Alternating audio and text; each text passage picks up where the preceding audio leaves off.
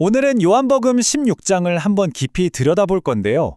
이게 사실상 예수님이 십자가에 달리시기 바로 전날 밤 제자들과 나누신 마지막 대화 중 하나라고 볼 수 있어요. 여기에는 앞으로 닥칠 일들에 대한 무서운 경고도 있고 또 동시에 정말 놀라운 약속도 함께 담겨 있습니다. 자, 여러분 한번 생각해 보세요. 곧 아주 힘든 일이 닥칠 걸 내가 뻔히 알아요. 그런데 과연 마음이 평안할 수 있을까요? 이게 정말 가능한 일일까요? 예수님은 바로 이 어려운 질문에 대한 답을 제자들에게 그리고 시대를 넘어서 오늘 우리에게도 똑같이 들려주고 계십니다. 첫 번째 파트는 경고와 약속입니다. 이야기의 시작은 좀 뜻밖이에요. 바로 경고로 시작하거든요. 근데 이게 그냥 겁주려는 게 아니었어요. 그게 핵심입니다. 오히려 반대죠. 앞으로 닥칠 힘든 현실 앞에서 제자들이 무너지지 않도록 믿음이 흔들리지 않게 미리 단단히 붙잡아 주시라는 거였어요. 근데 그 경고 내용이 정말 충격적입니다. 이게 그냥 좀 생각이 달라서 다투는 수준이 아니에요. 말 그대로 목숨이 왔다 갔다 하는 그런 극단적인 박해를 말하는 거였어요. 더 무서운 건 뭔지 아세요? 그렇게 제자들을 죽이는 사람들이 이게 바로 하나님을 섬기는 일이다 라고 굳게 믿을 거라는 거예요. 정말 소름 돋죠? 아까 회당에서 쫓겨난다는 말이 나왔잖아요. 이게 요즘 느낌이랑은 완전 달라요. 그냥 이제 저 교회 못 나가요? 이런 수준의 문제가 아니었다는 거죠. 이건 뭐랄까, 사회적으로 그냥 사형 선고를 내리는 거나 마찬가지였어요. 공동체에서 완전히 잘려나가고 직업도 잃고 정체성도 잃고 말 그대로 완전한 파멸을 의미했습니다. 모든 보호막이 사라지는 거죠. 아니, 근데 왜 이렇게까지 무서운 말을 미리 하신 걸까요? 제자들이 겁먹을 줄 뻔히 아셨을 텐데요. 그 이유가 바로 이 구절에 나옵니다. 핵심이죠. 나중에 진짜로 그런 끔찍한 일을 당했을 때 막 당황하고 절망해서 내 믿음이 잘못됐나? 하고 넘어지는 게 아니라 맞다. 예수님이 이미 다 말씀해 주셨던 거구나. 이렇게 기억하게 하시려는 거였어요. 그 상황을 믿음의 눈으로 다시 해석할 힘을 주시려고요. 자, 그럼 두 번째 파트, 성령의 역할입니다. 아니, 이렇게 암울한 경고만 있으면 희망이 없잖아요. 그쵸? 그럼 이제 어떻게 하라는 걸까요?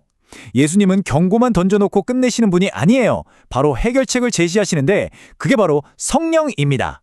예수님이 떠나시는 게 끝이 아니라 오히려 새로운 차원의 도움이 시작되기 위해 반드시 필요한 과정이었다는 거죠. 이게 진짜 중요한 포인트입니다. 여기서 진짜 놀라운 반전이 나옵니다. 예수님이 뭐라고 하시냐면 내가 떠나는 게 너희한테 더 좋아 이러시는 거예요. 아니, 제자들 입장에서는 이게 말이 되나요? 스승님이 곁을 떠나는 게 더 유익하다니. 도대체 왜일까요? 그 답이 바로 보혜사, 그러니까 성령님 때문이라는 겁니다.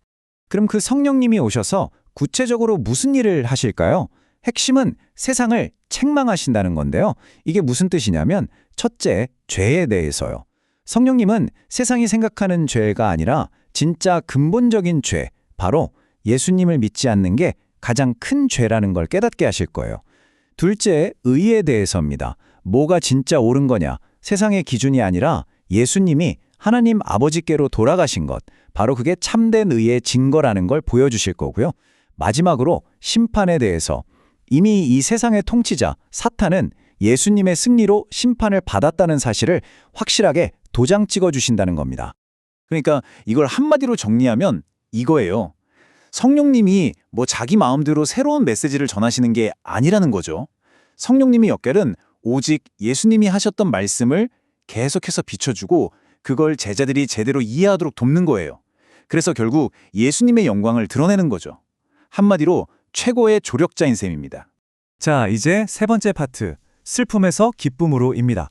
지금까지는 좀 딱딱한 이야기였을 수 있는데 이제는 제자들의 감정, 그 중심으로 한번 들어가 볼게요. 지금 제자들 마음이 어떻겠어요? 당연히 슬프고 혼란스럽겠죠? 예수님은 이 마음을 어떻게 어루만져 주실까요? 조금 있으면 나를 못 볼 거고 또 조금 있으면 나를 다시 볼 거다. 이게 무슨 말이죠? 제자들도 이 알쏭달쏭한 말을 듣고 엄청 혼란스러워했어요. 도대체 무슨 소리야? 하면서요. 이 말은 사실 십자가의 죽음 그리고 부활 그 사이에 짧지만 정말 극적인 시간의 변화를 암시하는 거였습니다. 예수님은 이 상황을 정말 기가 막힌 비유로 설명하세요. 바로 아기를 낳는 해산의 고통에 비유하시거든요. 생각해보세요. 해산의 고통 정말 극심하잖아요. 하지만 그 고통이 지나가면 어떻게 되죠? 새 생명이 태어난 그 기쁨 때문에 고통은 다 잊어버리게 되죠. 마찬가지로 제자들이 지금 겪게 될 그 엄청난 슬픔과 고통이 결코 헛된 게 아니라는 거예요. 그 끝에는 비교할 수 없는 영원한 기쁨이 기다리고 있다는 약속이었습니다. 이 감정의 대비가 정말 극명해요. 보세요. 세상은 예수님이 십자가에 못 박히는 걸 보고 기뻐할 거예요. 바로 그 순간 제자들은 땅을 치며 울고 슬퍼하겠죠. 하지만 중요한 건 뭐다? 그 슬픔은 정말 잠깐이라는 거예요. 부활하신 예수님을 다시 만났을 때 찾아올 그 기쁨은 세상 그 누구도 그 어떤 것도 빼앗아갈 수 없는 영원한 기쁨이 될 거라고 그렇게 약속해 주시는 겁니다. 자, 드디어 마지막 파트입니다. 세상을 이긴 평안. 이제까지 나왔던 모든 이야기들이 여기서 하나로 쫙 모이면서 평안과 승리에 대한 아주 강력한 선언으로 끝을 맺습니다. 제자들이 이제 좀 이해가 됐나 봐요. 아, 이제 알겠습니다. 믿습니다. 하고 되게 자신 있게 말하거든요. 그런데 예수님 반응이 어떠셨을까요? 예수님은 찬물을 확 끼얹으세요. 너희들 곧 다 도망가서 나 혼자 둘 거야. 이렇게 말씀하시죠. 이게 뭘 보여주냐면요. 진짜 믿음이라는 건 그냥 순간적인 감정이나 자신감이 아니라는 거예요.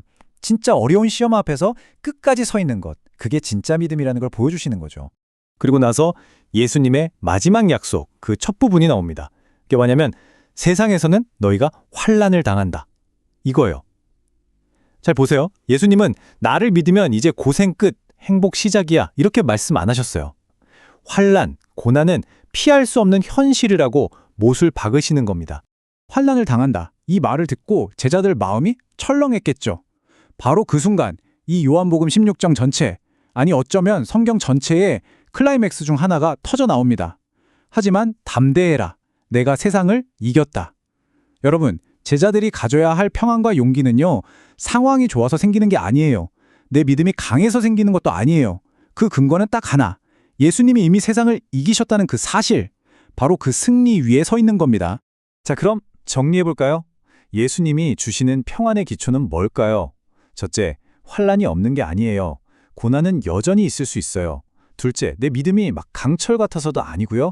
그 평안은 오직 예수님께서 이미 완성하신 그 승리에 뿌리를 두고 있습니다. 그렇기 때문에 우리는 고난의 정말 한복판에서도 이 평안을 누릴 수 있는 거죠. 그렇다면 이제 이 질문을 우리 자신에게 던져볼 시간입니다. 오늘 여러분이 담대하게 맞서야 할 그 세상은 무엇인가요? 어떤 어려움인가요? 어떤 두려움인가요? 이 요한복음 16장의 메시지는요, 그냥 2000년 전 제자들에게만 해당되는 옛날 이야기가 아닙니다. 바로 오늘 이 시대를 살아가는 우리 한 사람 한 사람에게 예수님께서 직접 건네시는 강력한 약속이자 질문입니다.